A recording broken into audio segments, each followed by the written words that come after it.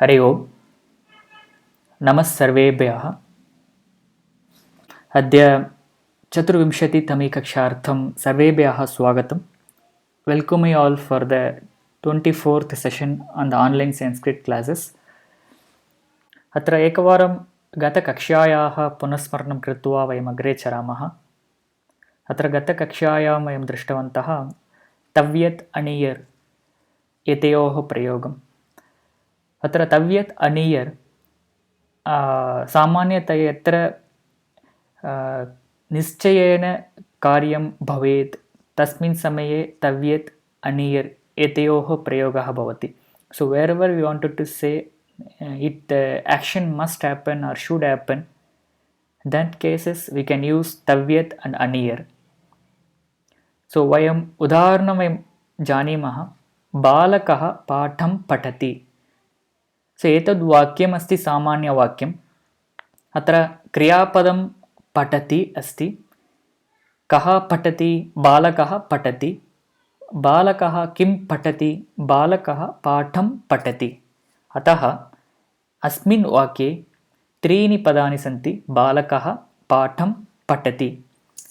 अत्र यदि वयं तव्यत् प्रयोगं वयं कुर्मः तस्मिन् समये अत्र क्रियापदं किम् अस्ति इति वयं द्रष्टव्यम्, अस्माभिः द्रष्टव्यम्. अत्र क्रियापदम् अस्ति पठति, तस्य तव्यत् प्रयोगः भवति, तस्य तव्यत् रूपं भवति.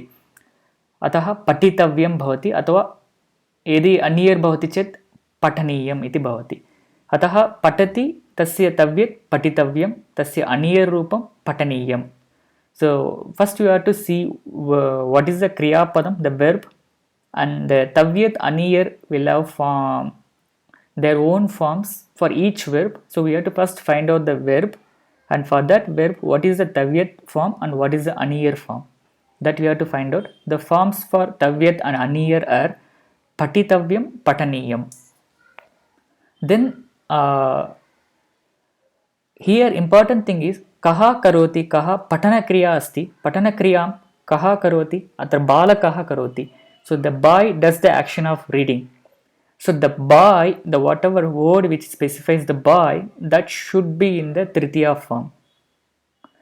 So we already seen what all the vibhaktis, वयं पूर्वमेव दृष्टवन्तः विभक्तिरूपाणि. तेषु तृतीया विभक्तिरूपं किम् इति वयं जानीमः. अतः बालकः इत्यस्य तृतीया रूपम् अस्ति बालकेन, बालकः बालकेन,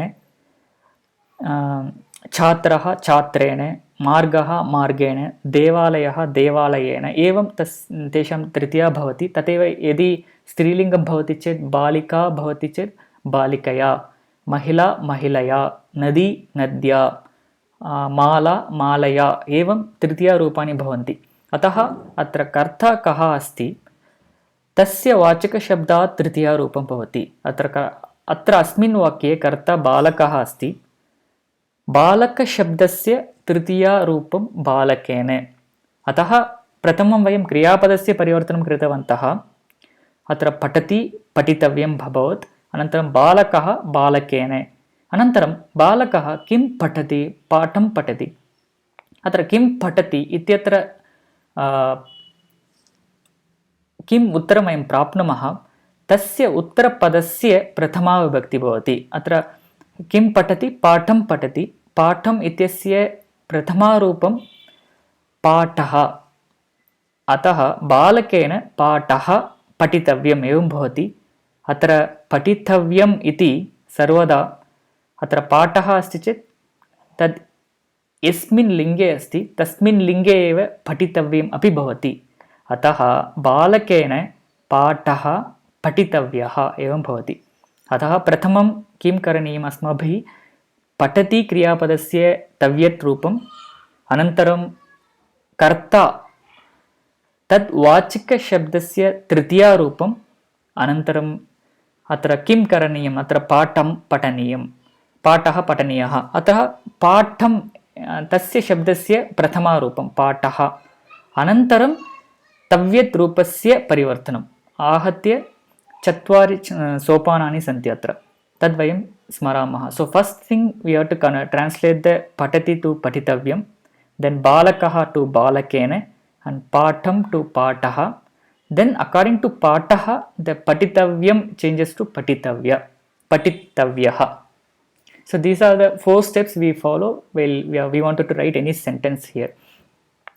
Here patitavyaha patitavyaha pataniyaha. Atra etayohu bedaha nasti. There is no difference between these two, but though there is a difference, like the patitavyam is used to stress something, stressing the action of reading, and pataniyam doesn't stress the action of reading. That's the only difference which we can see in the usages, but equally we can use both the forms. But there are few verbs, for them the tavyat forms will be easier, and for few verbs the anir forms will be easier. So whichever we feel easier we can use it, so we don't have to think much on the usage.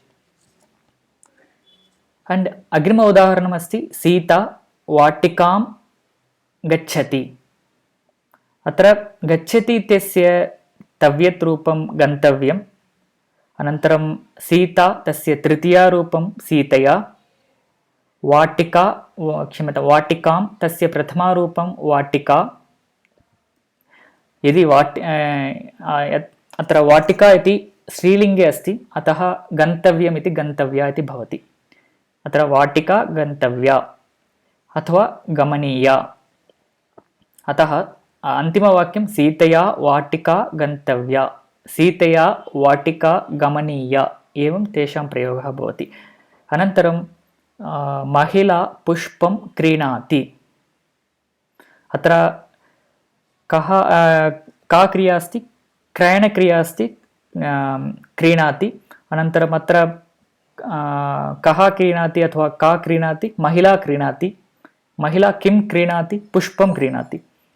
अतः क्रीणाति इत्यस्य तव्यत् अनीयरूपं क्रेतव्यं, क्रयणीयम्. अनन्तरं महिला इत्यस्य तृतीया रूपं महिलया, पुष्पम् इत्यस्य प्रथमा रूपमपि पुष्पम् एव. अतः पुष्पम् इति नपुंसकलिङ्गे अस्ति, अतः इति क्रेतव्यम् इत्येव भवति तत्र. So as pushpam is in the neuter, the kretavyam will remain as it is. अतः क्रेतव्यम् अथवा क्रयणीयम् एवं भवति. अतः अत्र नत्वं भवति इति अहं विस्मृतवान्. महिलया पुष्पं क्रेतव्यं, महिलया पुष्पं क्रयणीयम् एवं भवति. तथैव अहं वाट्साप् मध्ये प्रतिदिनं सन्देशं प्रति एकैकं विषयमपि प्रतिदिनं प्रेषयन् अस्मि. तेषां विषये वयं काचित् चर्चां वयं कुर्मः. प्रथमम् अहं प्रेषितवान् किं करणीयम् अथवा किं कर्तव्यम् इत्यत्र. किं करणीयम् अत्र कर्ता नास्ति. कः केन बालकः पाठं पठति, बालकेन पाठः पठितव्यः. अत्र केन किं करणीयम् एवं प्रश्नः भवति. उदाहरणं केन किं करणीयं? महिलया पुष्पं क्रेतव्यम्. अतः किं करणीयम् इत्यत्र किम् इति आब्जेक्ट् इति आङ्ग्लभाषया वदामः खलु, तस्य अर्थः एव अत्र भवति. अत्र किं करणीयम् इत्यत्र किम् इत्यस्मिन् स्थाने किमपि वयं वक्तुं शक्नुमः. यथा पाठः पठितव्यः, वाटिका गन्तव्या, पुष्पं क्रेतव्यम्. एतानि त्रीणि वाक्यानि अपि शुद्धानि एव. तथैव किं कर्तव्यं तत्रापि केवलम् आब्जेक्ट् एव भवति. पाठः पठनीयः, वाटिका गमनीयः, पुष्पं क्रयणीयः एवं पुष्पं क्रयणीयम् एवं भवति. तथैव केन करणीयम् इत्यस्मिन् स्थाने केन इति कर्तारं निर्दिशति. अत्र आब्जेक्ट् इति नास्ति. केन इत्युक्ते कः करोति, कः तत् कार्यं कः करोति. अतः बालकेन पठितव्यः, क्षम्यतां, बालकेन पठितव्यं, सीतया गन्तव्यं, महिलया क्रेतव्यं. किमर्थम् अत्र पठितव्यं, गन्तव्यं, क्रेतव्यम् इत्युक्ते अत्र आब्जेक्ट् इति किमपि नास्ति. अतः यदि आब्जेक्ट् नास्ति, वयं चत्वारि सोपानानि सन्ति इति वयं दृष्टवन्तः. We know there are 4 steps. First thing is change पठति टु पठितव्यं, देन् बालकः two बालकेन, then the object comes. Here there is no object, and the second the changing the gender of patitavyam will not also happen. So just balakena patitavyam, setaya gantavyam, mahilaya kretavyam. If there is a object in the middle, then according to that, based on that object, the karaniyam kartavyam will change the gender. Tathaiva kaya karaniyam अथवा कया कर्तव्यम् इत्यत्र केन कया कः भेदः. केन इति पुल्लिङ्गे नपुंसकलिङ्गप्रयोगः. अत्र स्त्रीलिङ्गमपि कर्तुं शक्नुमः. So we कैन् use for all 3 लिङ्गस्. परन्तु कया इत्यत्र केवलं स्त्रीलिङ्गप्रयोगः एव भवति. महिलया, बालिकया, देव्या, नद्या, प्रीत्या, कृपया. So एवं स्त्रीलिंग प्रयोगः एव भवति. So only we can use स्त्रीलिंग प्रयोग. So at the time when we see kaya karaniyam, we can understand that the answer is expected to have स्त्रीलिंग form, स्त्रीलिंग karta and karaniyam forms. And अग्रिम विषयः केन किं करणीयम्. अत्र 3 पदानि अपि सन्ति. सो अत्र लिङ्गभेदः भवति. बालकेन पाठः पठितव्यः, सीतया वाटिका गन्तव्या, महिलया पुष्पं क्रेतव्यम्.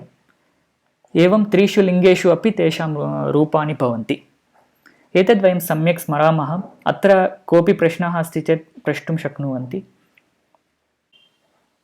सो वयं पूर्वमेव जानीमः द्वितीया विभक्तिरूपम् इति किम् इति. सो यत्र यस्मिन् वाक्ये वयं किम् इति प्रश्नं कुर्मः, तस्य उत्तरं वयं किं प्राप्नुमः, तत् सामान्यतया द्वितीया विभक्त्यां भवति इति वयं जानीमः. सो when we have a sentence and when we make a question of whatever answer we get as a answer, whatever word we get as answer, that word will be in the dvitiya, that we know it. So उदाहरणं बालकः पाठं पठति. So बालकः पठति, बालकः किं पठति. So when we ask question with kim, the answer is पाठं. The पाठं, the shabda should be in the dvitiya. So that is what we learned in the last previous classes. अतः द्वितीया विभक्ति रूपाणि एवं भवन्ति. अत्र पाठः. So we already know there are 4 categories of words which are seen. पुल्लिङ्गे शब्दः, स्त्रीलिङ्गे आकारान्त शब्दः, ईकारान्त शब्दः, नपुंसकलिङ्गे अकारान्त शब्दः. In the masculine, the words which are ending with a, and feminine, the words which are ending with a or e, and napumsakalingam, the neuter gender, the words which are ending with a. So these 4 categories we have seen. So udaharanam pataha, the dvitiya form will be patham, and vatika, the dvitiya form will be vatikam, nadi, the dvitiya form will be nadim, pustakam, the dvitiya form will also be pustakam. अत्र द्वितीया रूपेषु सर्वदा अन्तिम अक्षरम् अन्तिम वर्णः सर्वदा मकारः एव भवति. पाठं, वाटिकां, नदीं, पुस्तकम् एवं सर्वदा इम् एव तस्य अन्ते भवति. तथैव सः इत्यस्य द्वितीया रूपं तम्. अहं तं पश्यामि, ऐ एम् सीयिङ्ग् हिम्. तथैव सा ताम्, अहं ताम् आह्वयामि, ऐ काल् हर्. तत्र परिवर्तनं नास्ति, तत् एव भवति. अनन्तरम् अहं माम्, बालकः मां पश्यति, द बाय् सीस् मी. अत्र माम् इति भवति. सो एतानि रूपाणि वयं जानीमः. एतेषां प्रयोगमपि वयं कथमिति वयं जानीमः. अत्र उदाहरणमस्ति, बालकः पाठं पठति, महिला शाटिकां क्रीणाति, छात्रः लेखनीम् आनयति, पिता पुस्तकं पठति. अत्र सर्वत्र द्वितीयारूपमस्ति पाठं, शाटिकां, लेखनीं, पुस्तकं. एतानि चत्वारि रूपाणि अपि द्वितीया विभक्तिरूपाणि सन्ति. इदानीं एतेषां रूपाणां बहुवचनरूपं कथं भवति? अयमेव विषयः अस्यां कक्षायां भवति. So what is how for example balakah patham patati, boy reads a lesson. So how do you say boy reads lessons in plural? So that is what we are going to see now. So तत्पूर्वं सामान्यतया पाठः इत्यस्य शब्दस्य बहुवचनरूपं पाठाः, वाटिका, वाटिकाः, नदी, नद्यः, पुस्तकं, पुस्तकानि इति वयं जानीमः. तेषां बहुवचनरूपाणि कथं भवन्ति इति वयं जानीमः. अत्र तेषां द्वितीया विभक्तिरूपाणि कथं भवन्ति? So how will be the plural forms for these dvitiya vibhakti? So that we will see now. So पाठाः, पाठान् एवं भवति द्वितीया विभक्तिरूपं बहुवचने. तथैव वाटिकाः, तत्र परिवर्तनं नास्ति, वाटिकाः. अनन्तरं नद्यः, तस्य बहुवचनं नदीः. अनन्तरं पुस्तकानि, तस्य बहुवचनं पुस्तकानि एव. अतः पाठान् पुल्लिङ्गे भवति, वाटिकाः आकारान्तस्त्रीलिङ्गशब्दः, नदीः ईकारान्तस्त्रीलिङ्गशब्दः, पुस्तकानि अकारान्तनपुंसकलिङ्गशब्दः. तथैव ते, सः एकवचनं, ते बहुवचनं, तस्य द्वितीयारूपं तान्. अहं तान् मिलामि, I am meeting them. And ताः, तस्य बहुवचनरूपं, ताः इत्यस्य द्वितीया विभक्तिरूपं ताः एव. अनन्तरं तानि, तानि, वयम्, अस्मान्. इदानीम् उदाहरणं वयं पश्यामः. उपरि बालकः पाठं पठति, तस्य बहुवचनरूपं. बहुवचनम् इत्युक्ते बालकाः पाठं पठन्ति इति न, बालकाः पाठं पठन्ति इत्यपि शुद्धमेव, परन्तु एकः बालकः एव बहून् पाठान् पठति इत्यस्मिन् अर्थे कथं भवति इति वयं पश्यामः. बालकः पाठान् पठति. So here a single boy reads many lessons. And तथैव महिला शाटिकाः क्रीणाति. Girl or a lady buys sarees. It's in plural. And तथैव छात्रः लेखनीः आनयति. The student brings the pens. And पिता पुस्तकानि पठति. Father reads books. So here lessons, sarees, pens and books. So all these are in the plural, but the person who is doing the action is in the singular. That we have to understand. The plural is applied only in the object. So एवं सर्वदा अकारान्त पुल्लिङ्गशब्दे शब्देभ्यः नकारः भवति अन्ते. पाठान् इति भवति. आकारान्त स्त्रीलिङ्गशब्देभ्यः वाटिकाः एवं तत्र परिवर्तनं नास्ति. ईकारान्त स्त्रीलिङ्गशब्देभ्यः नदीः इति भवति. अनन्तरं पुस्तकानि, तत्र परिवर्तनं नास्ति, पुस्तकानि एव भवति. अस्तु, वयम् अग्रे गच्छामः. अद्य किञ्चित् वयं क्रियापदस्य विषये वयं जानीमः. क्रियापदम् इति किम् इति. परन्तु इतोपि एकं विषयम् अद्य वयं जानीमः. छात्रः श्लोकं लिखति. अत्र छात्रः वयं जानीमः. छात्रः इति एका व्यक्तिः अस्ति. श्लोकं सा व्यक्ति किं करोति? लेखनक्रियां करोति. अत्र क्रियापदम् इति लिखति इति अस्ति. So लिखति इति क्रियापदम् अस्ति. The क्रियापदम् is nothing but the verb. So in this statement the verb is लिखति.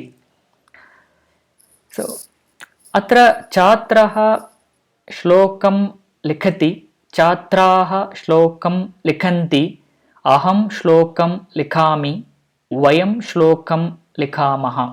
सो एवम् एकस्य क्रियापदस्य चत्वारि रूपाणि भवन्ति. लिखति, लिखन्ति, लिखामि, लिखामः. अत्र एवमेव प्रति एकस्य क्रियापदस्य अपि चत्वारि रूपाणि भवन्ति, वयं जानीमः. अत्र बालिका पाठं पठति, बालिकाः पाठं पठन्ति, अहं पाठं पठामि, वयं पाठं पठामः. सो एवं लिखति, पठति, तथैव अग्रिमवाक्यमपि अस्ति, रामः देवालयं गच्छति. अत्र गच्छति इति अपि तस्य अपि चत्वारि रूपाणि भवन्ति. अतः अन्य एकः विषयः अस्ति अत्र. एतानि त्रीणि रूपाणि अपि वर्तमानकालस्य अर्थमेव बोधयति. So it always says the present tense meaning. So likhati, patati, gacchati. So all these three will say the present tense meaning, and we have in the present tense 4 forms like likhati, likhanti, likhami, likhamaha. So these are the 4 forms which we are familiar with. So now प्रायः भवन्तः कुत्रापि द्रष्टुं शक्नुवन्ति एतादृश क्रियापदानि अपि. उदाहरणं भक्तः देवं वन्दते. अत्र लिखति, पठति, गच्छति. एतेषां सर्वेषां रूपाणाम् अन्ते ति इति अस्ति. लिखति, पठति, गच्छति. So the ending, all these kriyapadams ending with ti. But there are certain kriyapadams which ends with te. And similarly, shasyam vardhate. So this vardhate ends with te. And similarly, sikshakah bhashate. It ends with te. And similarly, vrikshah kampate. It ends with te. So what is the meaning of te and what is the meaning of ti? So we know ti, it always specifies the vartamana kala, is a present tense. Tathaiva te will also say the vartamana kala, the present tense. There is no difference in the meaning. But there are certain verbs in the Sanskrit grammar, in Sanskrit language. So their forms are different. Few verb forms end with ti and few ends with te. So whenever we see a dictionary, when we search for a particular verb in dictionary, the verb either it ends with ti or it ends with te. But here nothing to confuse. The te, it doesn't give a different meaning. It all means the same meaning as present tense. But likhati, can I use it as likhate? No, we cannot use. Patati, can I say patate or gachate? No, we cannot say. And similarly, vandate, can I say it as vandati? No. Vardhate, can I use it as vardhati? So like shasyam vardhati, can I use it like that? No. So shasyam vardhate, bhaktaha devam vandate. So always if vandate is the form, we have to use it as vandate. So it cannot be used as ti at the end. So these are certain things which you have to remember. Whenever we see dictionary, we might see the word which ends with vandate. So we shouldn't think that it's a different word or it gives a different meaning. It's not at all. It gives the same meaning as the present tense. But there are 2 forms in the Sanskrit grammar, one which ends with ti and one which ends with te. But there is no difference in the usage. For example, chhatraha shlokam likhati, bhaktaha devam vandate. The devotee bows to God. And similarly, shasyam vardhate, the plant grows. Sikshakaha bhashate, the teacher speaks. And vrikshaha kampate, the tree shakes. So all these activities, it is used same as the ti forms. There is no difference. Only thing to observe is the forms are different. We have to just remember when we learn the new words. इदानीं संस्कृतभाषायां संस्कृतव्याकरणे प्रत्येकस्य शब्दस्य अपि प्रत्येकस्य शब्दरूपस्य अपि किञ्चित् नाम भवति. उदाहरणं लिखति, पठति, गच्छति. एतेषां धातूनां नाम अस्ति परस्मैपदी. the forms of the verbs which ends with T, they are called as Parasmaipadi. The Parasmaipadi Rupam means the forms will always ends with T. And similarly, the forms which ends with Te, they are called as Atmanepadi. So we will not hereafter say T ending form or Te ending forms. We will be saying it is a Parasmaipadi or Atmanepadi. If it is Parasmaipadi, it has to be used with T suffix, and if it is Atmanepadi, it has to be used with Te suffix. So that's all we will be learning in this slide. And along with this, there are certain verbs, they act as both. So as I said earlier, Vandate, it cannot be used as Vandati. It has to be used as Vandate. Similarly, Likhati, it cannot be used as Likhate. It has to be used as Likhati. But there are certain verbs which you can use in both the ways. So they are called as Ubhayapadi. So the examples, there are few examples. Pachati, you can say as Balakaha Pachati or Balakaha Pachate. Mata Pachati, Mata Pachate. There are certain verbs like this, they can be used as Ti suffix and as well as Te suffix. And Tathaiva, Karoti can also be used as Atmanepadi. So it will not be like Karote, it will be Kurute. Karoti, Balakaha Karoti, Balakaha Kurute. And Krenati is also Ubhayapadi. We can use it as T suffix. You can use with T suffix, and you can also use with Te suffix, like Krenati, Krenite. So this is something which we have to observe. So this, we are not going to practice much with this, just this is information for you that there are two kinds of verbs, one which ends with T, one which ends with Te. But the verbs which ends with T are called as Parasmaipadi. The verbs which ends with Te is called as Atmanepadi. But there are certain verbs which can be used as Atmanepadi and as well as Parasmaipadi. They are called as Ubhayapadi. And there is one more rule also there. Like Ubhayapadi, how do you decide which one to use? For example, if it is Vandate, there is no option, we have to use it as Vandate. If it is Likhati, we have no option, we can use it as Likhati. But when it comes to Pachati, there are two options. One is Ti and Te. So where to use which? So where do we use Pachati and where do we use Pachate? So there is a definition that only in Ubhayapadi cases where we have two forms eligible for a particular verb, in that cases we have to use Parasmaipadi if the effect or the phala of the action goes to somebody else. And you have to use Atmanepadi forms if the effect comes back to the same doer, the same person who is doing the action. For example, Mata Pachati, she cooks for somebody else, or including her. It means she cooks for herself or she cooks for somebody. And Mata Pachate, she cooks only for herself. So that means after cooking she will be having that food. And Mata Pachate means she will be cooking and she will be the food will be eaten by her or anybody. But Pachate means the food will be eaten by her. So that's kind of difference you can see. And similarly, Karoti Kurute, Balakaha Karoti, Balakaha Abhyasam Karoti, he does, okay, Balakaha Karoti, boy does, and it may be for somebody else also. And similarly, Balakaha Kurute, he does for himself.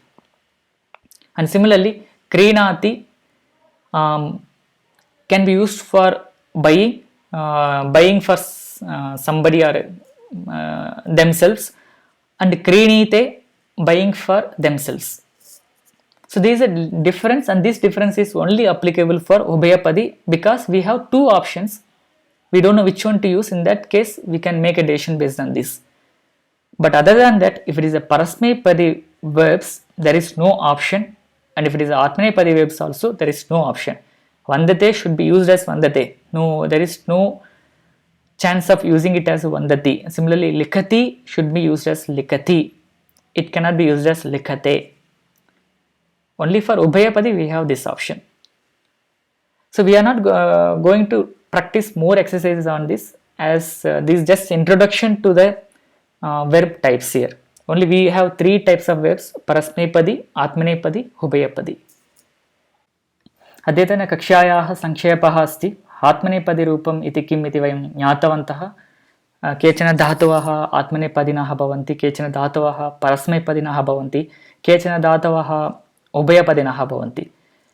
आत्मनेपदी धातवः सामान्यतया वन्दते, पचते, क्षम्यतां, वन्दते, कम्पते, वर्धते, एवं ते इति तेषाम् अन्ते भवति. परस्मैपदी धातूनाम् अन्ते ति इति भवति, यथा लिखति, पठति, वदति एवं भवति. तथैव उभयपदी धातूनां रूपद्वयं भवति. तेषां प्रयोगः आत्मनेपदी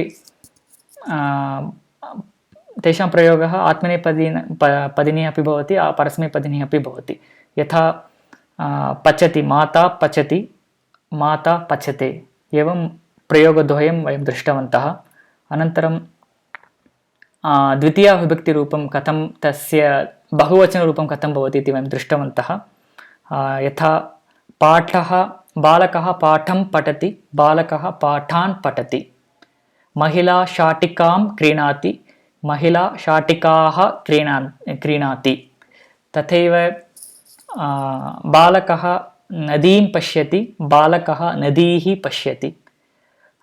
पिता पुस्तकं पठति, पिता पुस्तकानि पठति. सो एवं वयं द्वितीया विभक्तेः बहुवचनरूपाणि वयं दृष्टवन्तः. That's all for today's session. If you want to watch more videos like this, please subscribe to this channel, Sanskrit.today. And if you like this video, please share with your friends and interested people in group. And if you have any questions on this topic, or if you have any feedback, please post it on the comment section. And finally, like this video if you like this. Thank you. Thanks for watching. Dhanyavadaha.